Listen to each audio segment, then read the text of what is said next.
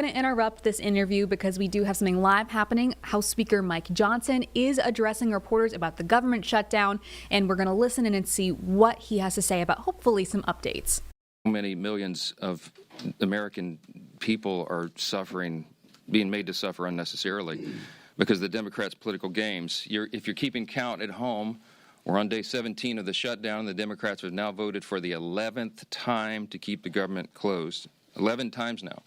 They've refused to just do their basic job, get the government going again, making sure that federal employees are paid, that our troops are paid, Border Patrol agents, TSA agents, air traffic controllers, and everyone else who relies upon the vital services of our federal government. They're being denied that because Democrats in Congress are playing games. And right now, to add insult to injury, if you're paying attention at home, you also need to make note of this. Yesterday, the Senate Democrats took it a step further. They rejected a standalone bill to fund our nation's defense and pay our troops. They voted it down. Now, why is that so noteworthy? Well, the bill was passed out of committee in the Senate with broad bipartisan support. And yet, the Democrats still engaged in a stunt on the floor, and they rejected it. So now they are on record specifically and exclusively to block the paychecks of the troops, to block the funding of our national defense in a very dangerous moment in world history. It is absurd to us. Leader Thune said this on the floor, on the Senate floor after that vote. He said, quote, "That one vote demonstrates just how fundamentally disinterested Democrats are in supporting our troops and providing for our common defense." Yes, that is exactly what we saw. And I suspect if they were here today and it was on the floor, they'd do it once again. Now, tomorrow, the Democrat leaders are going to join for a big party out on the National Mall. They're going to descend on our Capitol for their much-anticipated so-called No Kings rally. We refer to it by its more accurate description, the Hate America rally, okay?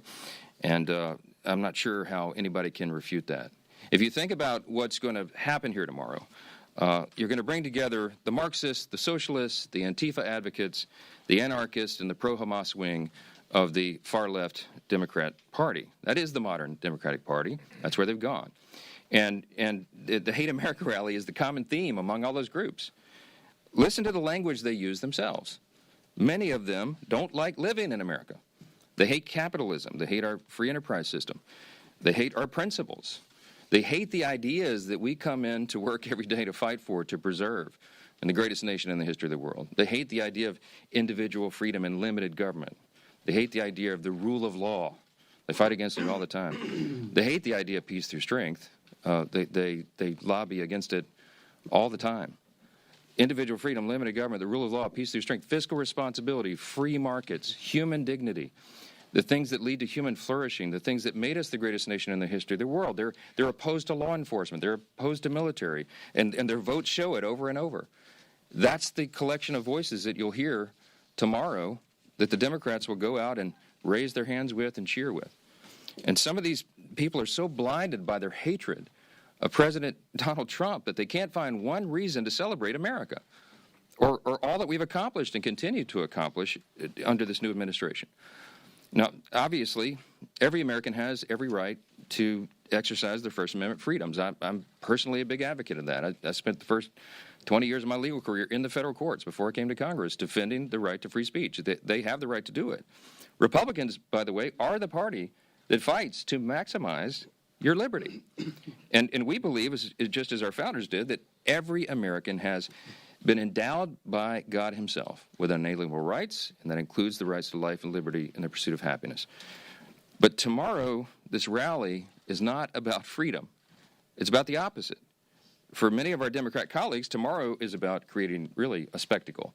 That's what they've been doing here every day of the shutdown with their little TikTok videos and their publicity stunts, and they're going to do it in a much larger venue tomorrow.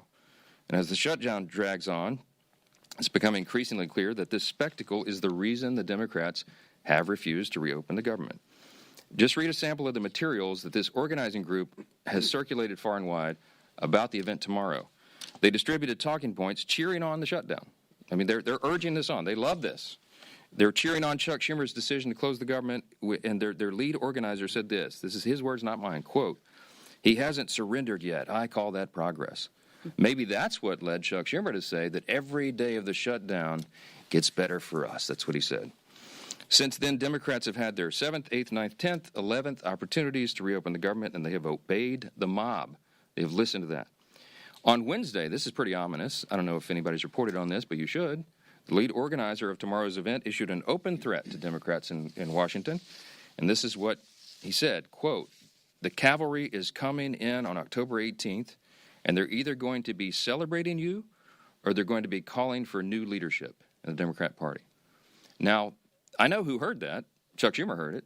Hakeem Jeffries heard it. And their actions and their votes show that they are taking that as an order. Evidently, they've decided it's more important to show a fight to President Trump and appease this mob than to reopen the government and ensure the American people are taken care of. It's a binary choice right now. And to the surprise of literally no one, Chuck Schumer confirmed yesterday that he'll attend tomorrow's rally. Of course he will. He gave an impassioned speech on the Senate floor. He urged his colleagues to stand with him and fight against President Trump. The fight is absurd. Senator, you've been in office for 44 years. You've been in Congress longer than that, but you've been in Congress for 44 years, and everybody clearly understands what's going on. You're holding the entire country hostage to protect your own political career. I mean, no one can deny that. And what you're doing is absurd. You're demanding $1.5 trillion new spending instead of the clean, totally nonpartisan CR that you yourself voted for just 7 months ago. The whole charade is obvious. And I also want to point out the irony that is equally clear. Okay? As much as we disagree with Schumer and the Senate Democrats and all of that's going to happen tomorrow, no one, not a single person is going to be standing in their way of their right to exercise, assemble, and protest peacefully. That alone is a profound testament to the strength of our republic, to the beauty of America. They are decrying the country that allows them to engage in this activity. And the last time I checked, Americans have more freedom right now to express themselves and speak their minds after Republicans took over and ended the years of having millions of Americans' voices systematically silenced during the COVID pandemic years and the left's cancel culture. It is the Republicans that restored your right to share and speak your mind. And that's the first and most obvious irony of the Hate America rally. The second and even more absurd fact is that all the Democrats who are so angry that they don't control the government are the same people who have decided to shut it down and hand the keys to President Trump. That's the great irony. Chuck Schumer said it himself. I brought just 2 lines out of his New York Times op-ed that he wrote and published March 18th of this year. And he pointed out there, in a shutdown, this is his words, the Trump administration would have wide-ranging authority. He said there's no check on their determinations on what is essential and what is not. Chuck Schumer put it in writing and published it. He knew this scenario, and he is the one that has decided to hand the keys to the kingdom to President Trump. When he shut down the legislative branch, the chief executive has the authority to make the decisions in the executive branch. He has no choice. They have turned off the funding streams, and they have to triage the situation with federal spending. Everybody on the Mall this weekend should recognize and remember who's responsible for taking the reins of Congress and handing them to President Trump. It's Chuck Schumer. He's the one that's done it, and he can make it stop tomorrow if he had the courage to tell you the truth. But he's incapable of telling the truth right now, and he's doing something that's unprecedented. Never in the history of Congress has a party shut down the government over a clean CR. This is an unprecedented event, and it's inexcusable. And it's Chuck Schumer who's making the decision to keep the government closed. And until the mob and Bernie and AOC and the rest of the socialists give him permission to reopen the government, we're afraid that Americans are going to continue to suffer at the hands of Democrats' political games. I doubt Americans will hear that on the protest stage tomorrow, but that is the truth. And it's why Republicans are here and will continue to be here every single day, sharing the facts with the American people for as long as it takes. In just a moment, you're going to get to hear from our dear friend and colleague, the chairman of our Armed Services Committee, Chairman Mike Rogers of Alabama. As I mentioned at the top of the remarks, Democrats have voted 11 times now to block the paychecks for our troops. And we have a duty to support those men and women who defend our country and all the rest of us. And the Democrats are failing our brave heroes. Chairman Rogers is here to tell you more about that and the other grave implications for our national defense and our military readiness. I'm happy to introduce him to you right now. Chairman Rogers. Thank you, Mr. Speaker. I appreciate that. I appreciate all of y'all being here and focusing on what this means for us. We are very fortunate that President Trump found a way to pay our troops this Wednesday on their payday. For those of you who aren't aware, this country has never, for the last 148 years, because of congressional inaction, failed to pay the troops on time. 1877 was the last time. That would have happened this Wednesday, but for what President Trump did.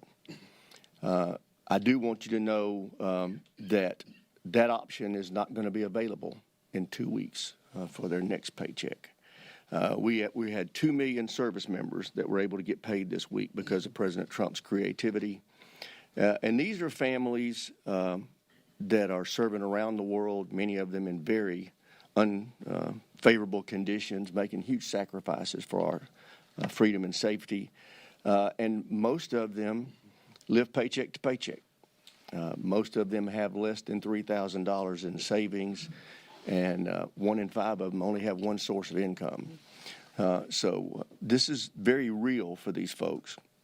Now, the 500,000 civilian federal employees, they're going to miss their first paycheck next week, and then the rest of them the week thereafter.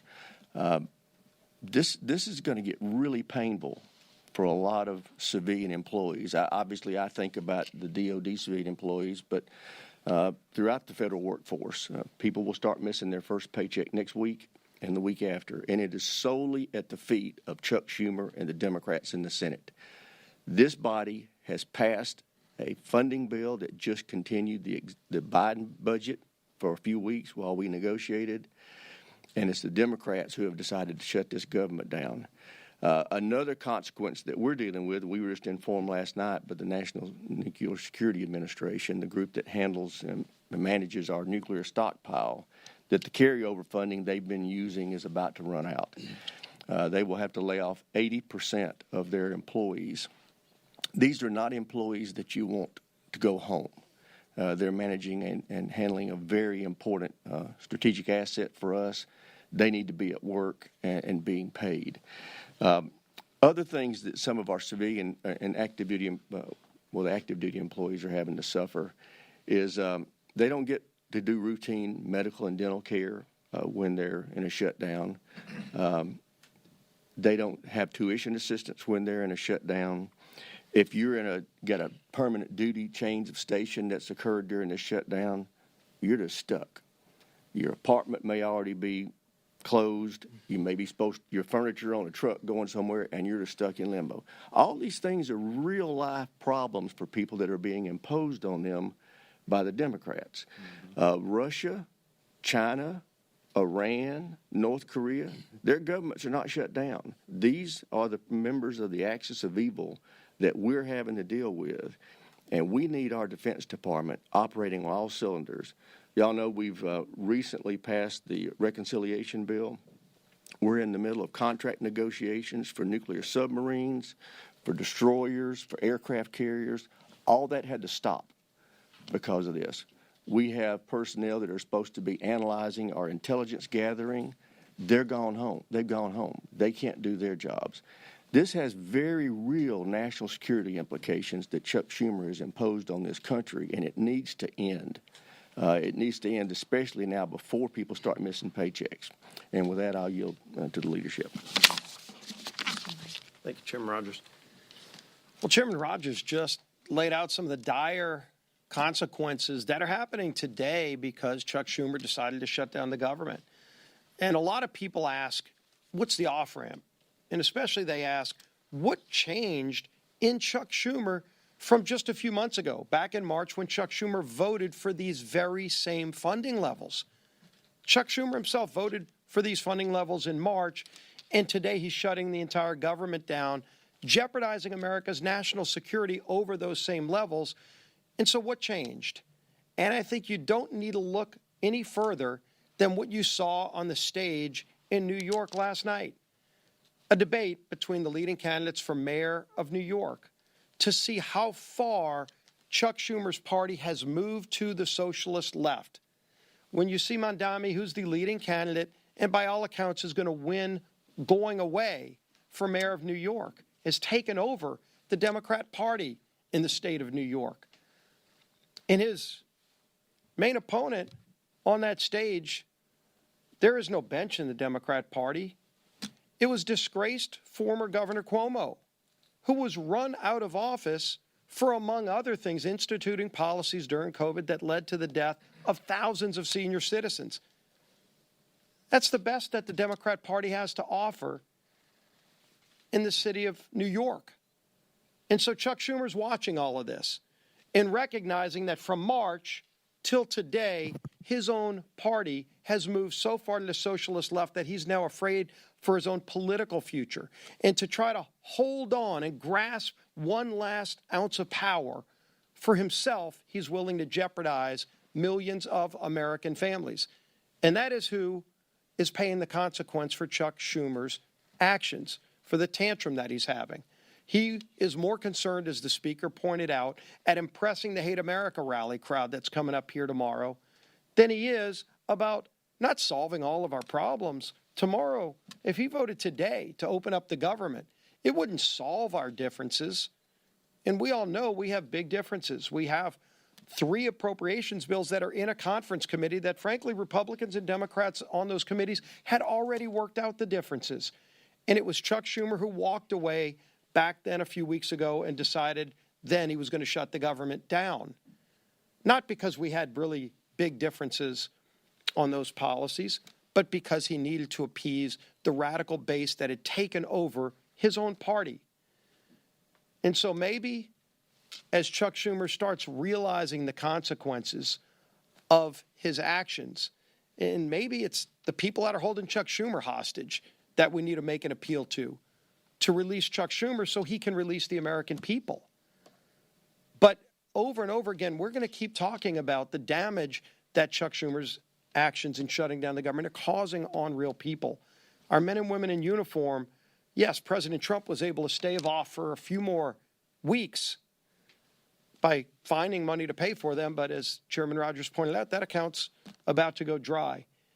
But there are other federal employees that were not able to get paid just in this most recent pay schedule. And my local media outlet, WWL-TV, just did a story today that went live about the consequences to those federal employees. We're talking about thousands of people just in southeast Louisiana. Maybe Chuck Schumer doesn't care about those people, but his party is causing pain through a lot of corners of this country. I want to read a quote from the director of the food bank in the New Orleans area. He said, quote, "Demand is up, supply is down, and now we're getting hammered by the fallout from the government shutdown as more and more people who may have been expecting to get that paycheck to buy groceries, so now they'll come to us or one of our 500 partners to get food assistance." That was the chief strategy officer of Second Harvest Food Bank in New Orleans, just representing one area of the country where thousands of federal workers can't even afford to buy groceries and are going to a local food bank so that Chuck Schumer can appease the most radical socialists in his party. This is affecting real people. And there's a bill that, again, doesn't solve all of our differences, but just allows those people to be freed so that they can get back to work. They can get their paychecks. They can provide food for their family while we negotiate those differences for another few weeks. It's time for Chuck Schumer to end this madness. There's a bill to open the government. Let's go solve our differences, negotiate our differences, but in the meantime, stop holding the American people hostage, Chuck Schumer. Yield now to our conference chair, Lisa McClain. Thank you. Well, happy Friday, everybody. Here we are again. It's been almost a month since House Republicans passed a bill to keep your government open. And what have Democrats done in all that time? They have voted now 11 times to shut the government down. Shut the government down. 10 times to deny paychecks to troops. 10 times to block food assistance from struggling moms and families. 10 times to close our national parks. And 10 times to force our TSA agents, Border Patrol officers, and air traffic controllers to work without pay. Why? Ask yourself why. Because Democrats are holding the American people hostage, using you as leverage to demand more wasteful spending. That's what they want, to the tune of $1.5 trillion of that. And what do they want you to spend your money on? Well, again, let's take a look at it again. I know I sound like a broken record, but these are the facts. Government benefits for illegal immigrants. They want to spend your tax dollars on that. They want to spend your tax dollars on handouts to left-wing media outlets. They want to spend your tax dollars on to fund LGBTQ awareness campaigns, not here, but overseas, right? Because your money should be spent on LGBTQ awareness overseas.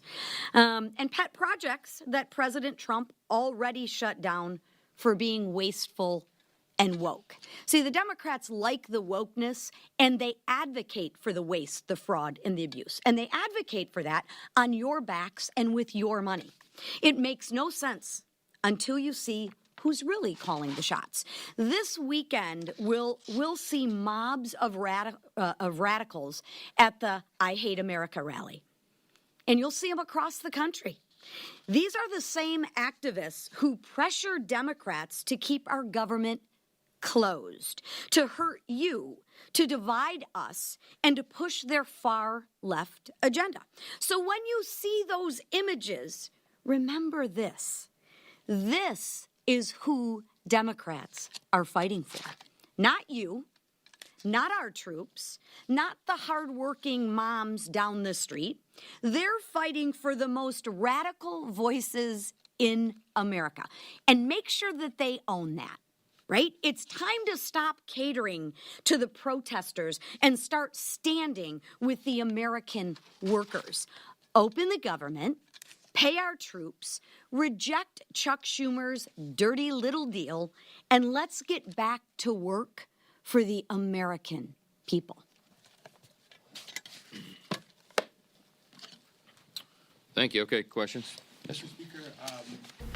All right, we're going to get back to Speaker Johnson taking some questions in a minute. Going to take a quick break, but I know that they mentioned the No Kings protest. I do want to mention that we do have that happening here locally in Charlotte tomorrow, and we're going to have a streaming show to cover what's happening locally from 10 a.m. to noon. That will be with Nick Sturdivant. So more on that later. We'll be back in 2 minutes.